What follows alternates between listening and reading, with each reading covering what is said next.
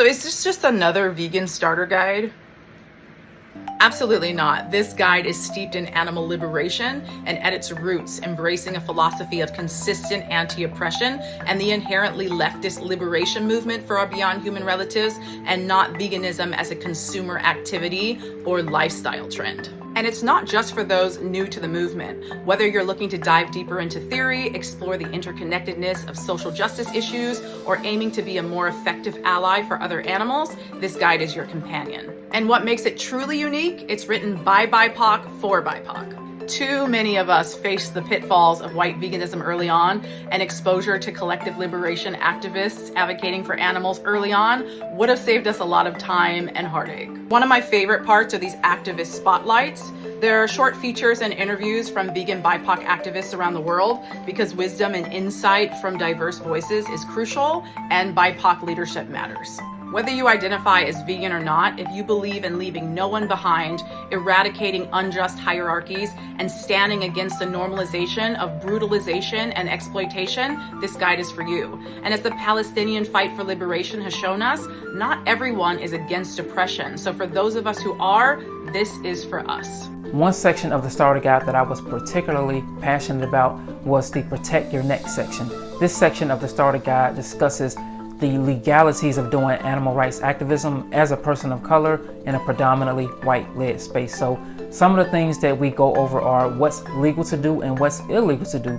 We talk about interacting with the authorities and the police, if you should or if you shouldn't. We go over some key phrases that you can remember before participating in any form of animal rights advocacy. And we also have a QR code at the end of the guide section that talks about additional resources that you should consider when participating in animal advocacy, especially as a person of color. So this was a section that was important to me because although we do know our rights, we also should know our reality as people of color participating in any form of advocacy.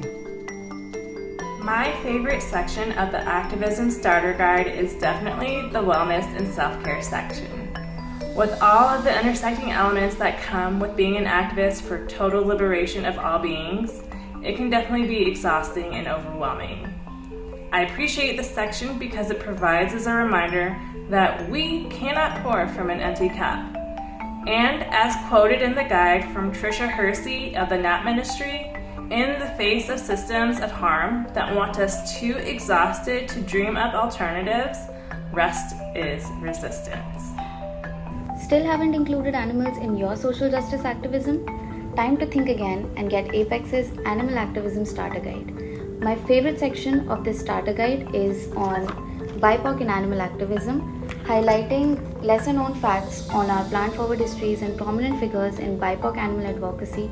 This section charts our collective liberation and decenters veganism as white, elite, and as a discriminatory diet. Shout out to Afro-Vegan Society, Veggie Mijas, Black Vegans Rock, Liberation 360, and the Food Empowerment Project, who along with Apex Advocacy have continued to amplify the voices of BIPOC community in the animal advocacy movement. Get your copy now. Alright, so my favorite part of the Activism Starter Guide is near the front. It's the Don't Get It Twisted section, where it talks about crucial notes about veganism, which Yvette wrote so brilliantly. It says, veganism is a socio-political ideology and liberation movement rooted in anti-oppression and harm reduction, centered on eradicating the exploitation of non-human animals. I wish someone had told me this when I started out in animal rights advocacy, because I think a lot of times those of us who kind of fall into animal rights kind of randomly, we get overly fixated on just getting people to eat plants, which, while certainly important, is not the point of veganism. Veganism is not a diet. It's a liberation ideology. Drill that into your head. If you're somebody who's interested at all in questions of social justice, you need to approach this from the standpoint of liberation, not the standpoint of consumption. We will not consume our way to liberation.